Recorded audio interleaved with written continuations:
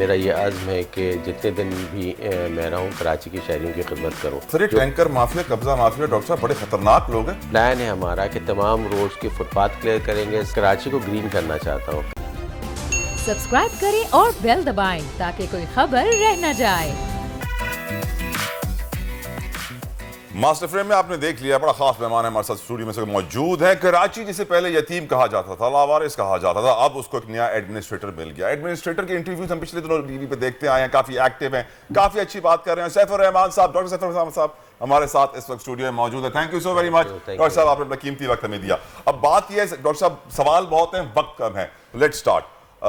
आपकी बातें, यकीनन आपका विजन, आपकी सोच, आप कराची के रहने वाले हैं, सेंट्रल में, डिस्ट्रिक्ट सेंट्रल में आप पैदा हुए, पूरी जिंदगी एक ही घर में गुजारी है, डीसी सेंट्रल भी रहे हैं, कमिश्नर कराची भी रहे हैं, आज एडमिनिस्ट्रेटर कराची बन गए हैं। सर, कहीं ऐसा तो नहीं कि आप अच्छे काम करेंगे और 2-4 महीनों में आपको हटा दिया जाएगा? हाँ, देखिए, हुकूमत सिंध का पूरा ट्रस्ट है मुझ पर। गवर्नर सिंध, CM सिंध साहब, मिनिस्टर लोकल गवर्नमेंट, और उनकी हिदायत है कि कराची की बेहतरी के लिए काम किया जाए। तो मैं समझता हूँ कि एक लम्हा, 1 मिनट, 1 घंटा, 1 दिन भी बहुत होता है। और मेरा ये अज़्म है कि जितने दिन भी मैं रहूँ कराची के शहरियों की खिदमत करूँ। देखिए, मोटी मोटी चीज़ें जो हैं वो प्रायोरिटीज़ हैं मेरी। रोड इंफ्रास्ट्रक्चर आज के दौर में सबसे अहम है। उसकी मेन वजह यह है कि हर आदमी अपने घर से रोज़गार के लिए निकलता है। तो कराची का रोड इंफ्रास्ट्रक्चर मुर्तज़ा बाब साहब ने बहुत मेहनत से किया। मैं चाहूँगा कि इसमें मैं उनके फुटप्रिंट्स पे चलूँ और रोड इंफ्रास्ट्रक्चर को बेहतर करूँ। रोड का बेहतर करना से मैं नहीं समझता कि खाली उसकी कारपेटिंग कर दी जाए और तमाम चीज़ें। रोड के साथ अलाइड फुटपाथ भी है जिसमें पैदल लोग चल सकें। हम देखते हैं कि उसके अंदर खड्डे होते हैं, फुटपाथ के अंदर भी टूटे हुए होते हैं। जो पुराने जो बिल बोर्ड्स होते हैं उसके रेमिनेंट जो इंसानों को, लाखों लोगों को वो ज़ख्मी कर चुके हैं। उसके साथ फिर एक ग्रीनरी का कॉन्सेप्ट भी है कि साइड पे जो ग्रीन बेल्ट है उसको बेहतर किया जाए। पेडेस्ट्रियन ब्रिजेज़ हमारे आते हैं, वो साफ़ सुथरे हों, रंग हो उस पर, उसकी सीढ़ियाँ बेहतर हों ताकि लोग यानी प्रॉपर तरीके से, डिग्निफाइड तरीके से the citizens of Karachi can pass it. पाँचवीं जो इम्पॉर्टेंट चीज़ है वो है स्ट्रीट लाइट्स। हम देखते हैं कि स्ट्रीट लाइट्स कम है। मैंने पूरे कराची की जो 106 बड़ी सड़कें हैं और 28 हाईवेज़ मैं समझता हूँ कराची की, जिसमें Shahrah Faisal, Shahrah Pakistan, SM Taufiq road, SM Sulaiman road, university road, Shaheed Millat road, कारशाज road, इनका पूरा एक हमने सर्वे कराया जिसमें ये तमाम चीज़ें आइडेंटिफाई हुई। और इंक्रोचमेंट हम देखते हैं फुटपाथ के ऊपर गन्ने वाला होता है, और मैं कराची का निशान समझता हूँ शायद टायर पंक्चर वाला जो लगाने वाला होता है, 4 टायर वो उसे पेडेस्ट्रियन ब्रिज के सामने को लटकाए हुए होते हैं, जो एक बहुत ही हैबतनाक किस्म का एक मंजर देता है। उसके साथ जो NGOs हैं आप देखें, उन्होंने अपने पिंजरे लगाए हुए होते हैं बकरों के, इसमें इंतहाई आपके कमज़ोर बकरे रखे होते हैं। दुनिया में मैंने नहीं देखा ये किसी, मैं समझता हूँ शायद हिंदुस्तान में या बांग्लादेश या काबुल में भी नहीं होगा। पर सर, ये टैंकर माफिया, कब्जा माफिया, डॉक्टर साहब बड़े खतरनाक लोग हैं, कैसे इनको आप कंट्रोल करेंगे? इंशाल्लाह पहले भी, आज तक कोई नहीं कर पाया वैसे पहले। हाँ, पहले भी मैं डिप्टी कमिश्नर रहा, मैंने सुप्रीम कोर्ट में ये बात कही थी कि जितने भी पुलिस की चौकियाँ होती हैं, ट्रैफिक पुलिस की, जो कि फुटपाथ पे बनी होती है, इसकी मिसाल आप देख सकते हैं सिंध क्लब के सामने एक बहुत बड़ी चौकी थी। आग खान की तरफ से अगर आप यूनिवर्सिटी रोड की तरफ से मुड़े, वहाँ पर थी पेडी थाने, वो सारी हमने नीपा पे बहुत बड़ी बनी हुई है। डॉक्टर साहब, कितनी सरकारी इमारतें कब्जे पर बनी हुई हैं सर, मैं नहीं बताऊं तो अच्छा है सर। हाँ, जो चीज़ें भी हम आइडेंटिफाई करेंगे उसमें जो एंटी इंक्रोचमेंट बाकायदा ड्राइव करेंगे। देखिए, ये बहुत ज़रूरी है। लोग ये समझते हैं कि शायद एक ठेले वाला है, उसका एक घर है, उसको छोड़ दिया जाए। उसी 1 से 10, 10 से 100, 100 से 1000 लाखों होते। बाज़ जगह तो ऐसा लगता है कि पूरा यदि शहरी एक इंक्रोचमेंट का मंजर पेश कर रहा है। तो हमारी पूरी ये आपके प्लान है हमारा कि तमाम रोड्स के फुटपाथ क्लियर करेंगे, सर्विस रोड को ऑर्गेनाइज करेंगे ताकि लोग गुजर सकें एक इज़्ज़त के साथ, एक सेल्फ इस्टीम के साथ कि we are the citizen of this city. ऐसा नहीं कि जैसे ही वो घर से निकले तो इंतहाई एक महरूमी उसमें हो कि भाई मेरा शहर अच्छा नहीं। तो इंशाल्लाह ताला एक स्ट्रेस आपको शुरू हो जाता है घर से निकलते कि पहले ट्रैफिक मिलेगा, रोड पे खड्डे मिलेंगे। डॉक्टर साहब, मैं आपसे पूछना चाहूँगी कि अभी आप जितनी माशा चीज़ों के बारे में जिक्र किया, अगर ये चीज़ें हमारे सिटी से ख़त्म हो जाएँ तो हमारा शहर बहुत खूबसूरत हो जाएगा, नो डाउट अबाउट इट। तो अभी ऐसे कौन सी प्लानिंग है जिस पर ऑलरेडी इम्प्लीमेंटेशन स्टार्ट कर दी गई है? देखिए, रोड्स का इंफ्रास्ट्रक्चर का मैंने आपको बताया कि हमने उसको बेहतर किया। दूसरा, मैं कराची को ग्रीन करना चाहता हूँ। कराची एक आमीन आमीन आमीन। कराची ऊपर से देखें तो एक रेगिस्तानी concrete इलाका का है। मंजर यहाँ पेश करता है। पे बारिश उस तरीके से नहीं होती है। अगर बारिशें होती हैं तो तूफ़ानी बारिश होती है, जिससे नुकसान ज़्यादा होता है। लाहौर, इस्लामाबाद या पंजाब या केपी से हम मुकाबला नहीं कर सकते, No doubt। इसलिए कि नेचुरल उस तरह का सपोर्टिव नहीं है। लेकिन फिर भी हमें पूरी कोशिश करनी चाहिए। मैं कमिश्नर था KMC में, तो मैंने किडनी हिल एक बनाया था। जी हाँ, बहुत अच्छा ठीक काम है ना। किया था वो फिर उसमें मुर्तज़ा वहाब साहब ने बड़ी मेहनत की, आबशार बनाई, तमाम चीज़ें। इसी तरीके से मेरा ये अज़्म है कि तमाम रोड्स पे हम दरख्त लगाएंगे, बाकायदा खूबसूरत पौधे लगाएंगे, जो ख़ासतौर पे बोगनवेला का होता है, बड़ा Yes। रूबस्ट किस्म का वो वो पौधा पौधे होता जो है। ऑक्सीजन देते हैं, ना कि कार्बन डाइऑक्साइड। तो वो हमारी कोशिश होगी। कोई पैच ऐसा नहीं आप देखेंगे जो खाली हो।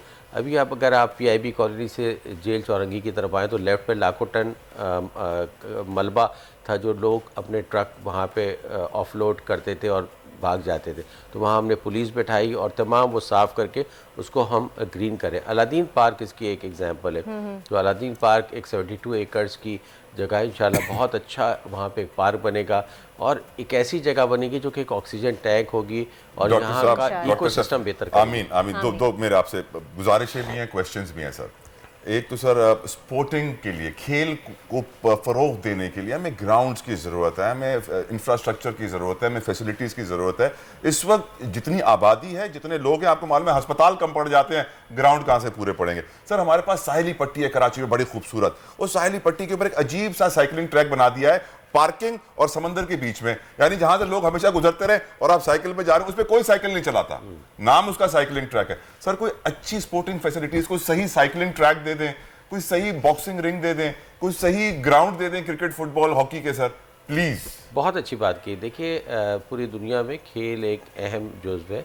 ये ना सिर्फ जहनी सेहत के लिए, जिस्मानी सेहत के लिए, इंसान की नफ्सियाती सेहत के लिए बहुत ज़रूरी है। और आजकल का जो दौर है टेक्नोलॉजी का, उसने बच्चों को बिल्कुल काउच पोटैटो बना दिया है। लोग वेट गेन हो रहा है, बहुत मोटे बच्चे, डिसऑर्डर्स का सामना तमाम करते हैं। चीज़ें। तो उस सिस्टम में हमारा कश्मीर रोड पे बहुत शानदार स्पोर्ट्स कॉम्प्लेक्स है, जो कि 50 साल पुराना है, उससे ज़्यादा ही है। इंटरनेशनल लेवल के स्विमिंग पूल है उसके अंदर, हॉकी स्टेडियम है, लेकिन उसको मजीद फाल करना है। सिर्फ कश्मीर रोड नहीं ना सर, और भी होना चाहिए। डिफेंस से भी कुछ बना दे गरीबों के लिए सर। इजाजत देंगे तो मैं भी एक सवाल करना उसके बाद चाहूँगी। लांडी में हमारा एक स्पोर्ट्स कॉम्प्लेक्स है, जो कि मुख्तलिफ वजूहात की वजह से कि शायद हमारे स्टाफ नहीं है, लेकिन उसको हम दौर जदीद के तकाज़ों के मुताबिक पब्लिक प्राइवेट पार्टनरशिप या किसी NGO के तहत उसको मैं कर दूँगा। हर डिस्ट्रिक्ट में होना चाहिए सर, मैं उसको कर दूंगा। इंशाल्लाह, नंबर 3 हमारा जो इस्लामिक आर्ट कल्चर का है फेडरल बी एरिया में, उसमें भी हम ये तमाम एक्टिविटीज़ करेंगे। हमारा वुमेन स्पोर्ट्स कॉम्प्लेक्स है के गुलशन इकबाल में, वो फाल है, लेकिन लोगों को शायद इतना वो नहीं पता आइडिया लोगों को तमाम उसका के कहाँ पर है। पे, और वो इस तरह से है भी नहीं कि अभी आप जाके इजीली वहाँ पे जाके इंशाल्लाह ये मैं आपसे एक्सेस कर सकें। 2 चीज़ें बताई, वो मैं ज़रूर करूँगा। हमारे पास साहिल पे ज़ाहिर है कराची मेट्रोपॉलिटन कॉरपोरेशन की एक बहुत बड़ी जगह मौजूद है। तो इसमें 2 चीज़ें हैं जो हमारे हर्ट्स हैं। एक तो हम उसको रेगुलराइज कर रहे हैं, रेट्स उसके बढ़ा रहे हैं ताकि हमें रेवेन्यू आए और वो जगह बेहतर हो, और जो डेवलपमेंट का काम उसे बन सका मैं ज़रूर करूँगा। डॉक्टर साहब एक बहुत इंपॉर्टेंट सवाल मैं करना चाहूँगी यहाँ पे आपसे कि आप हसन स्क्वायर से बैतुल मुकर्रम की तरफ जाने वाला रोड जो आप देखें, वो बहुत ही खूबसूरत, बहुत ही हसीन रोड था, ग्रीनरी भी वहाँ पे थी पूरी फुटपाथ के ऊपर, लेकिन अनफॉर्चुनेटली जिसका भी हाल हुआ है उसका, क्योंकि वहाँ पे ग्रीन लाइन मनसूबाबंदी स्टार्ट कर दी गई, सारे दरख्त काट दिए गए हैं, उसको खोद दिया गया है, बीच में से पूरा लेन्स कम कर दी गई है, सिर्फ 2 लेन्स बची हैं वहाँ पे आने के लिए और जाने के लिए, जिसकी वजह से शदीद तरीन ट्रैफिक जैम वहाँ पे रहता है। तो इसकी कोई प्लानिंग क्यों नहीं की गई है? तो सर्विस लेन्स क्यों नहीं ख़त्म की गई? और ये क्या अब तो मसला है कि हम ट्रैफिक में फंस रहे हैं वहाँ पे, लेकिन जब ग्रीन लाइन का मंसूबा तैयार हो जाएगा तो क्या अब हमेशा कराची की आवाम इस रोड पे गुजरने से जो है वो ग्रेस करेगी, क्योंकि ट्रैफिक में फंसना है आपने 1.5 घंटा? देखिए आपने बिल्कुल बात वजह फरमाई। ग्रीन लाइन प्रोजेक्ट स्टार्ट हुआ था 2012 में, उसमें भी बहुत तकालीफ लोगों को हुई, तो उससे सबक सीखा गया इस रेड लाइन के लिए, और उस रेड लाइन के लिए सबक ही सीखा गया। कल ही मैंने तमाम उनके अफसरान को बुलाया था जो इसके प्रोजेक्ट डायरेक्टर हैं कराची में, जो हेड करते हैं BRT को, तमाम लोगों, तो उन्होंने मुझे इस चीज़ की समझाया तमाम कि अभी ये बीच का जो ट्रैक है वो खाली, आपने देखा होगा न्यू जर्सी बैरियर रख कर आगे तक वो लेकर गए हैं, और वक्त के साथ साथ ये जो सर्विस रोड और जो मेन रोड को मिलाता हुआ एक आइलैंड है उसको वो हटाएंगे, लेकिन उसके नीचे यूटिलिटीज़ हैं पानी की, गैस की, बिजली की,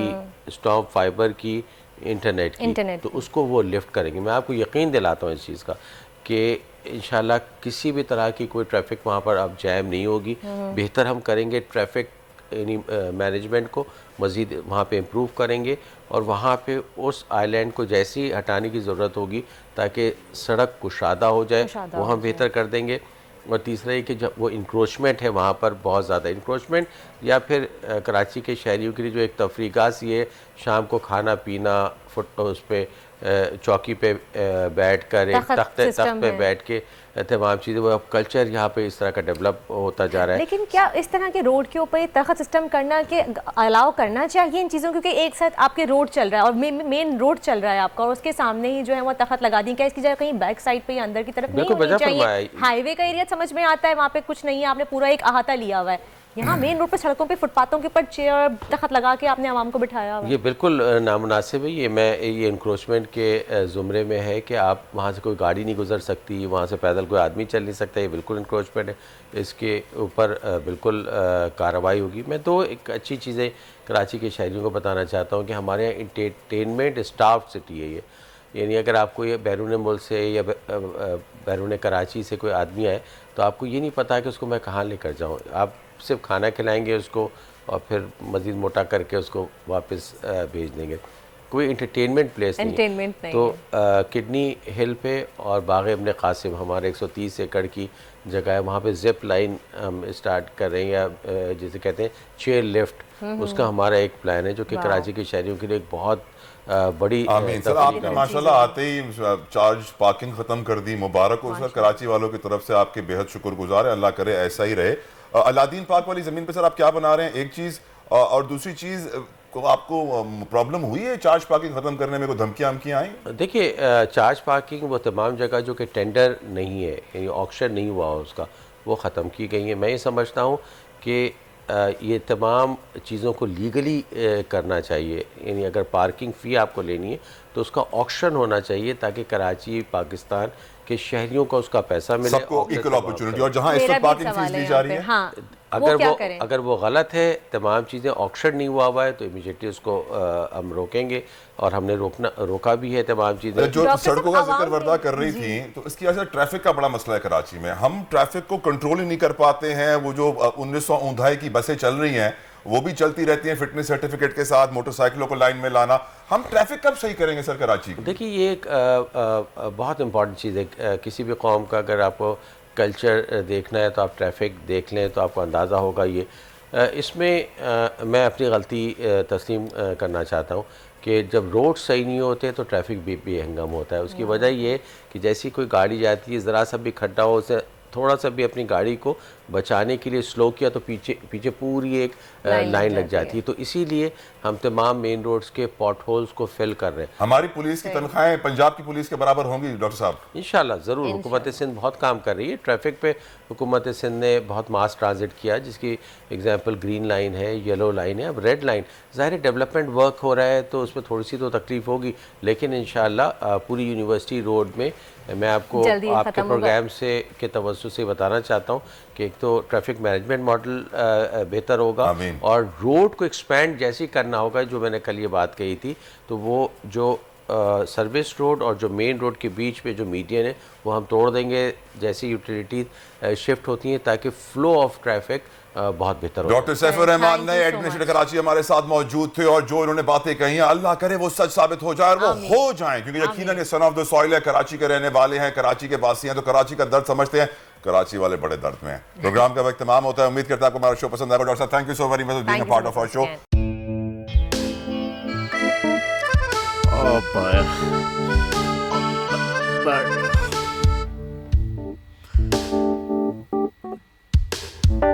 इंतशार से निकलने का वाहिद हल इंतखाबात हैं।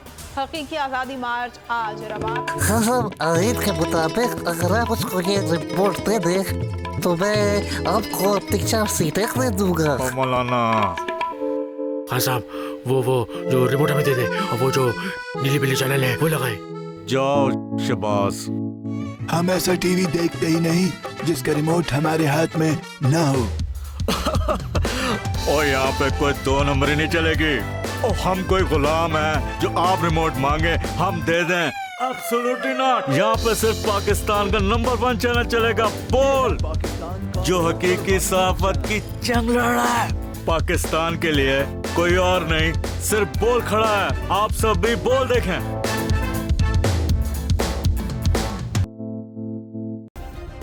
सब्सक्राइब करें और बेल दबाएं ताकि कोई खबर रह न जाए।